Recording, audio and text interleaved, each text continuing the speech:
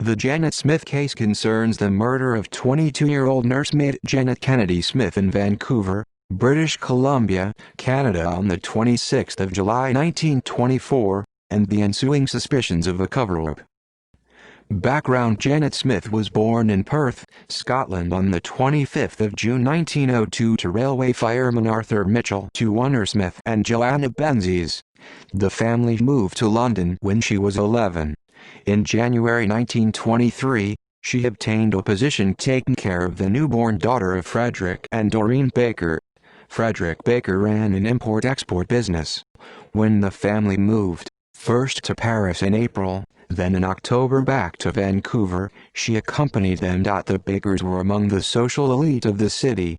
They lived on the fashionable West Side, then moved in May 1924 into the house of Frederick Baker's brother, Richard Plunkett Baker, at 3851 Osler in the exclusive Shaughnessy Heights neighborhood. The Chinese houseboy, married, arrived in Canada in 1913, leaving family in Hong Kong. 25 or 27-year-old Wong Foon Sing became infatuated with Smith, giving her presents such as a silk nightdress.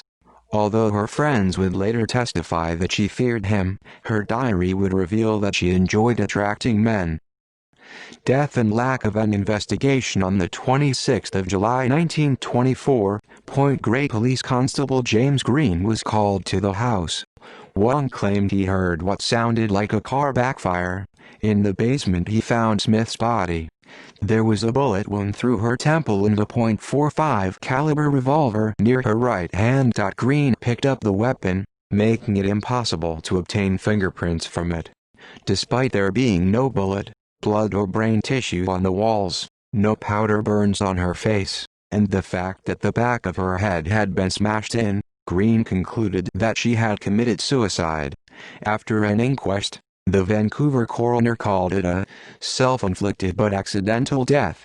Undertakers were summoned, and instructed by both the coroner and the police to embalm the body, likely eradicating any clues that it might have yielded. For instance, whether Smith had been sexually assaulted. It was the first time the undertaker had embalmed the victim of a violent death without a post-mortem. He found unexplained burns on Smith's right side. Smith was buried at Mountain View Cemetery in the 1919 section bordered by 41st Ave and Prince Edward Street. Reopening of the case. Smith's friends contacted the recently formed United Council of Scottish Societies, which pressured the provincial government and Attorney General Alexander Malcolm Manson to reopen the case. The Vancouver Star, a scandal sheet published by Victor Odlum, was quick to pounce on the affair. An additional inducement for Odlum was that an enemy of his, General A.D. McGray, was the father of Frederick Baker's sister-in-law. The body was exhumed on the 28th of August and a second inquest held. This time the jury concluded that Smith had been murdered. Manson appointed a special prosecutor, Malcolm Bruce Jackson. Suspicion immediately fell on Wong, the only other person in the house, other than the baker's baby, Rosemary, when the crime was supposedly committed. The Star published several articles in late July and early August in which it had portrayed Wong as the likely killer. Proposed legislation. Odlum was an exclusionist.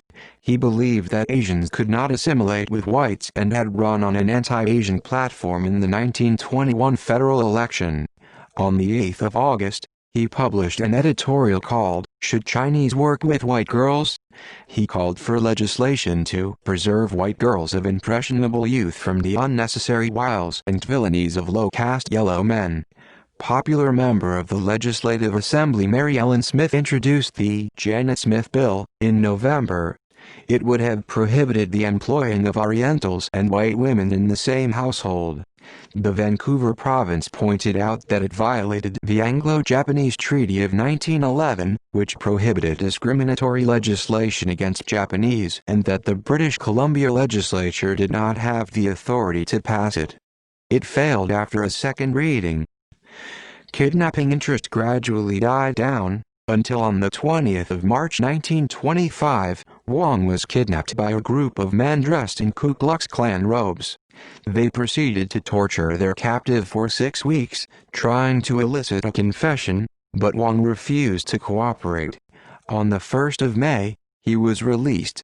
A scandal later developed when it was discovered that the kidnappers included 2 Point Grey police commissioners, the chief of police, a detective sergeant and 3 prominent officials of the city's Scottish societies. The group had also enlisted the translation services of Wong Fun-sin, whose participation elicited outrage amongst both Chinese Canadians and Anglophones in the community because he was also working for a detective agency investigating the case. One man pleaded guilty to kidnapping. A detective and his son were also convicted, but the jury gave a strong recommendation of mercy. The Point Grey policemen were acquitted, and the government controversially barred prosecution of the others. As it turned out, Manson knew where Wong was being held, but did nothing about it, hoping that the torture would solve the case. Instead, Manson's career was severely damaged by the revelation of his inaction. Trial. Meanwhile, Wong was put on trial for murder. In October, the case was thrown out of court due to lack of evidence. Wong went back to work for the Bakers. In 1926, he left the country for Hong Kong or China. Other theories gained popularity. According to one rumor, Smith had been raped and murdered at a wild party at the Baker house by wealthy playboys, who then bribed the authorities to cover it up. Writer Ed Starkins proposed Frederick Baker as the killer, portraying him as a drug smuggler.